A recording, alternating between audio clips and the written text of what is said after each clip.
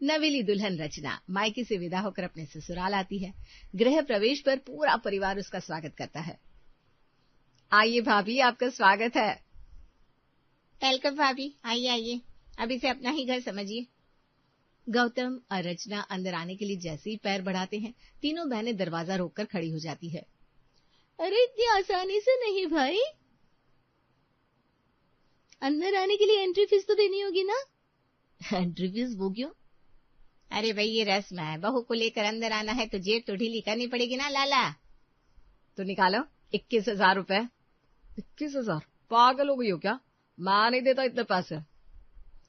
वाह भैया वाह, अपनी सालियों पर तो आपने जूते चुराई के 25,000 रुपए खुशी खुशी कुर्बान कर दिए थे, और अपनी सगी बहनों को 21,000 देने में आपकी जान निकल रही है।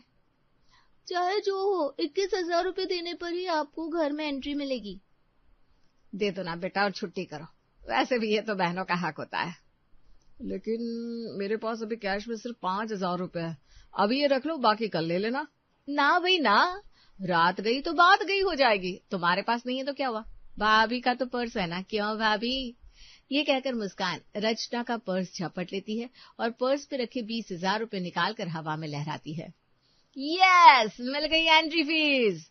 अब वर वधू घर के अंदर प्रवेश कर सकते हैं। रचना हैरानी से देखती रह जाती है। ससुराल में इतनी धमाकेदार एंट्री होगी, ऐसा तो मैंने सपने में भी नहीं सोचा था। कुछ रस्में होने के बाद सब सोने चले जाते हैं। रचना गौतम से मुस्कान की शिकायत करती है। गौतम, मुस्कान ने जिस तरह से मेरा पर्स छीना और पैसे निकाले, मुझे बिल्कुल अच्छा नहीं लगा। ऐसा कौन करता है? अरे वो तो सिर्फ एक मजाक था, शादी के मौकों पर तो ऐसा हंसी मजाक चलता है ना। हाँ लेकिन अभी मुझे बहुत नींद आ रही है, बाकी शिकायतें कल कर लेना प्लीज। दूसरे दिन सुबह। रचना बहू, आज बक्सा खुलाई की रस्म है, इस रस्म के बारे में तो जानती हो ना तुम? नहीं तो माँ जी, मैं तो पहली बार सुन रही हूँ। क्या करते इसमें? तुम्हें इस रस्म के बारे में नहीं पता? तुम्हारी माँ ने नहीं बताया क्या? ये तो बरसों से चली आ रही रस्म है बेटा। तुम अपने साथ मायके से सामान का सूटकेस लाई हो ना, उसे खोलकर अपनी ननदों के सामने रख दो, फिर उसमें से उन्हें जो चीजें चाहिए होगी वो रख लेगी। भाभी की ओर से ननदों का शगुन होता है ये। लेकिन माँ जी, पिछले साल तो मेरे भाई की शादी हुई थी, हमारे यहाँ तो ऐसी कोई रस्म नहीं हुई थी। लेकिन हमारे यहाँ तो होती है ना बहू। जाओ, अपनी तीनों ननदों को अपने कमरे में लेकर जाओ। जी माँ जी। और तुम तीनों ध्यान रखना, एक एक चीज ही लेना, वो भी आराम से, कहीं छीना झपटी मत करने लग जाना, समझी? याद है भाभी, हमारे समय में तो ननद एक दूसरे के मुंह तक नोच लेती थी सामान के चक्कर में। समझते हैं। रचना डरते डरते अपने कमरे में जाती है। हे भगवान, घर में एंट्री करते ही इन चुड़ैलों ने मेरे सारे पैसे लूट लिए थे और आज मेरी चीजें हड़पने आ गई। हाय मेरा प्यारा सामान। कुछ कहा क्या आपने भाभी? नहीं तो, ये लो सूटकेस, लेकिन जरा प्यार से। हाँ। तीनों ननदें जैसे ही सूटकेस खोलती हैं, अपनी माँ की हिदायत को भूलकर सामान पर टूट पड़ती है, पूरा सामान उथल पुथल कर देती है। हाय कितनी जंगली ननद है मेरी, ऐसे छीना झपटी कर रही है मानो कुत्ते बिल्ली की लड़ाई हो रही हो। ये सूट तो मैं लूंगी, हाय कितना प्यारा है। नहीं, इससे पहले मैंने देखा था इसलिए मैं रखूंगी। वैसे भी तुम पर ये रंग नहीं जचेगा। तुमने सिर्फ देखा था, मैंने हाथ लगाया था, इसलिए ये मेरा हुआ। दोनों आपस में छीना झपटी करती है और चर्र की आवाज से ड्रेस फट जाता है। ले मर, रख ले, मैं दूसरा ले लूंगी। आहा, बड़ी होशियार बन रही है तू ही रखिए फटा हुआ सूट, मैं ये ग्रीन वाला रखूंगी। आप दोनों कपड़ों के लिए लड़िए, मैं तो हेयर ड्रायर रखूंगी, वैसे भी मुझे ये चाहिए था। तो मैं भी कपड़े नहीं लेती, मैं ये मेकअप बॉक्स रख लेती हूँ। और मैं ये चॉकलेट बॉक्स, मुझे फॉरेन की चॉकलेट्स बहुत पसंद है। सिर्फ चॉकलेट नहीं, तुम तो इतनी भूख खड़ो, तुम्हें भूख लगे तो तुम गोबर भी खा लो। बचकर भाभी, ये चटोरी अब रोज एक नई फरमाइश करेगी आपसे। वैसे तो तीनों लालची ननदों से बचना होगा मुझे, मेरे तो सामान की ही वाट लगा दी इन जंगली बिल्लियों ने। हाय, मेरा फेवरेट सूट भी फाड़ दिया चुड़ैलों ने। चॉकलेट्स में गौतम जी को गिफ्ट करने के लिए लाई थी, ये भी वो भुक्खड़ चट कर जाएगी। तीनों ननदों के जाने के बाद अपने सूटकेस का हाल देखकर रचना सिर पिट लेती है। रात को रचना गौतम को पूरी बात बताती है। तीनों का वैसा बर्ताव मुझे बिल्कुल भी अच्छा नहीं लगा गौतम जी। तुमने तो आते ही मेरे घर वालों की शिकायत करना शुरू कर दिया। पिताजी के जाने के बाद मैंने मेरी बहनों को बाप की तरह प्यार दिया है रचना, उनके खिलाफ मैं नहीं कुछ सुनने वाला, और तुम ये बात अच्छे से समझ लो। गौतम की बात सुनकर रचना समझ जाती है कि गौतम से कुछ भी कहने का कोई फायदा नहीं। 4 दिन बाद। रचना बेटा, आज तुम्हारी चाची सास वापस जा रही है, उनके लिए अच्छा सा खाना बना लो। ऐसा करो, शाही पुलाव और मटर पनीर, दाल तड़का, रायता, एक सूखी सब्जी, और हाँ मीठे में कस्टर्ड। हाय, मुंह में पानी आ गया। जल्दी बनाओ ना भाभी। इतना लंबा चौड़ा मेन्यू देखकर रचना डर जाती है, लेकिन बिना कुछ कहे पूरा दिन मेहनत करके दिल से खाना बनाती है। उतनी देर में मुस्कान चाची के पास जाती है। चाची, जब मम्मी ने भाभी से आपके लिए अच्छा सा खाना बनाने के लिए कहा तो भाभी के तेवर देखने लायक थे। कैसे? भाभी तो मम्मी पर भड़की गई, कह रही थी चाची जी जा रही है, इसमें मैं क्या करूं, खुशी से जाए, वैसे भी इतने दिनों से अपना घर बार छोड़कर यहीं पर पड़ी है, आपकी देवरानी है तो आप ही उनके नखरे उठाइए। अच्छा, ऐसा कहा उसने? लगती तो बड़ी सीधी है, अंदर से इतनी घुन्नी होगी सोचा नहीं था। फिर क्या हुआ? होना क्या था, मेरी भोली मम्मी तो बस इतना ही बोल पाई, अच्छा ठीक है मैं ये बना लूंगी। लेकिन चाची आपके बारे में ना ऐसी बातें सुनकर मैं चुप नहीं रह सकी और भाभी को अच्छे से सुना दिया। अच्छा, क्या सुनाया मेरी लाडो ने?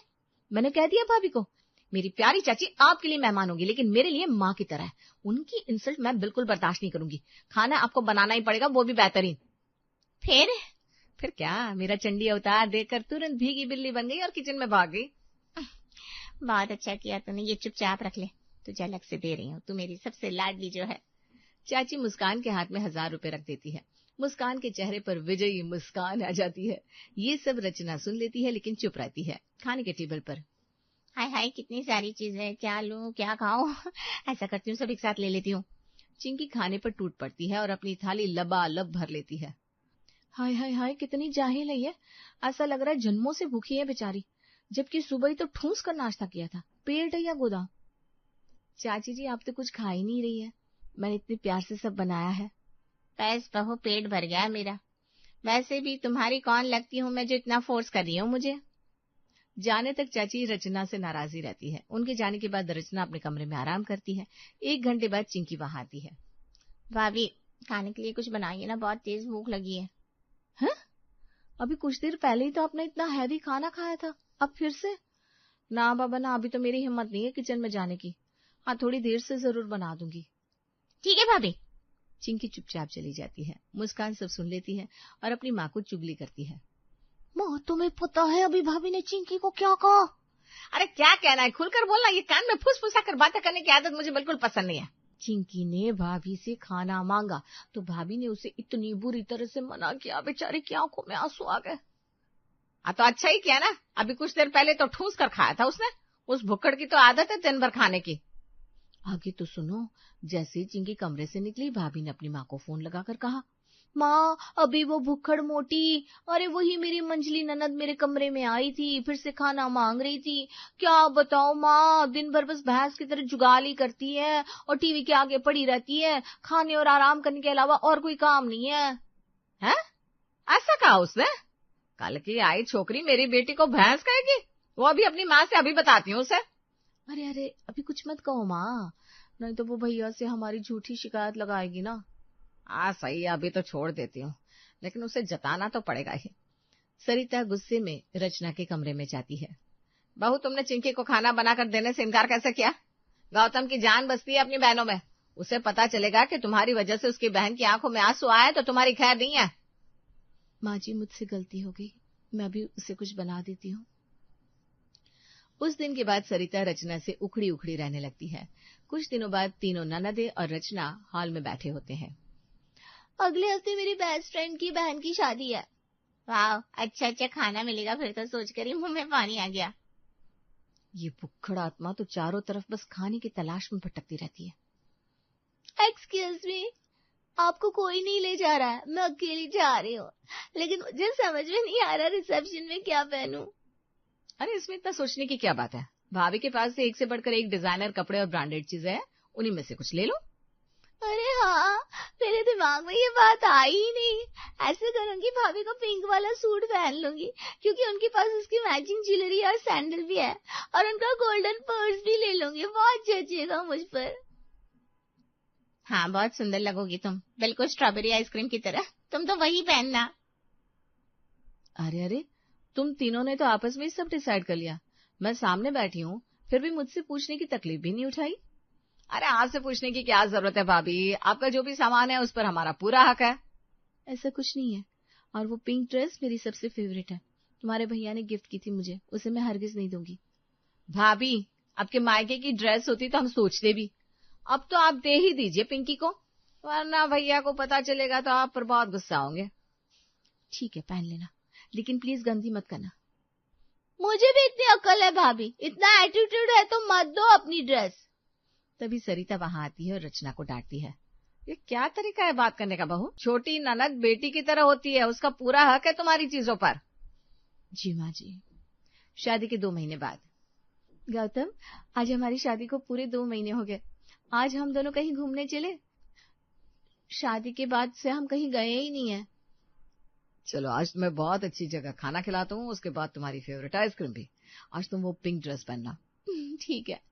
रचना पिंकी से अपनी ड्रेस मांगती है तो वो अलमारी में घुसेड़ कर रखा ड्रेस लौटाती है।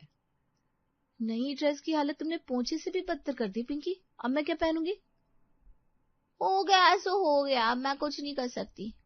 पिंकी से उलझकर रचना अपना मूड खराब नहीं करना चाहती थी और बिना बहस के वहां से चली जाती है। वो तैयार होकर बाहर आती है।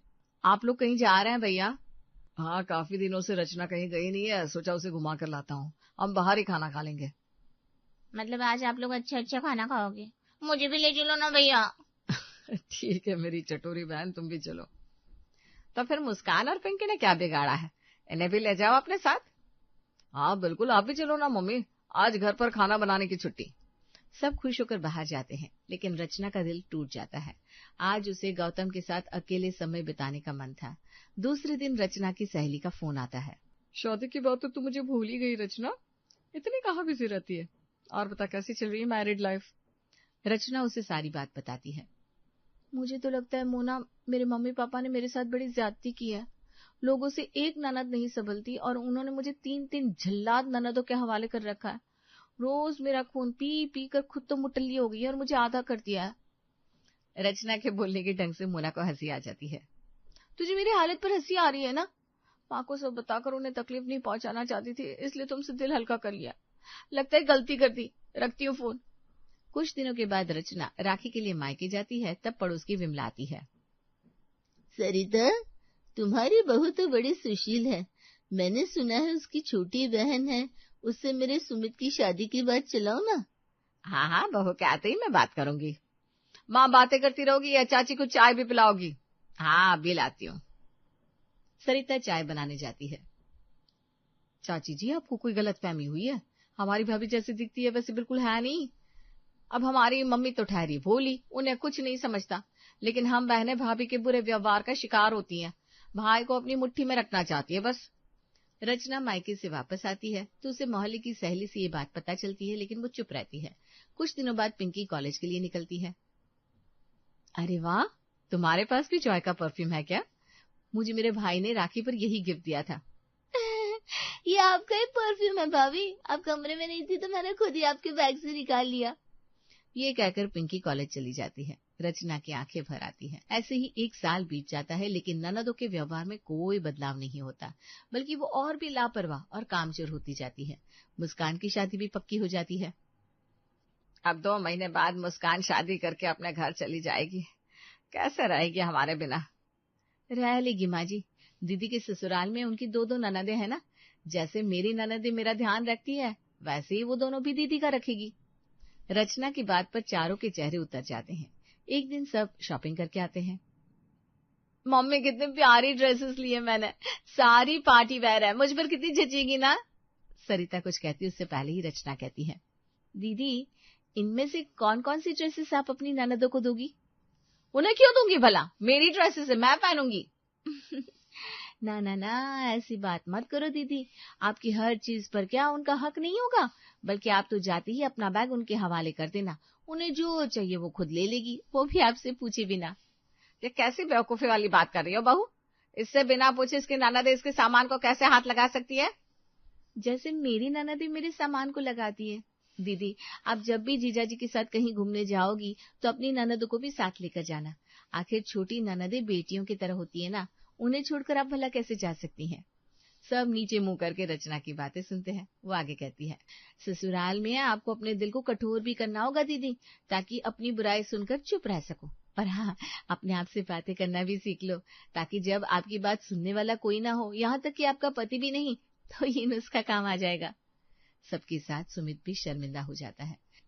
सबके आगे उन्होंने रचना के साथ किया व्यवहार एक सिनेमा की तरह घूम जाता है।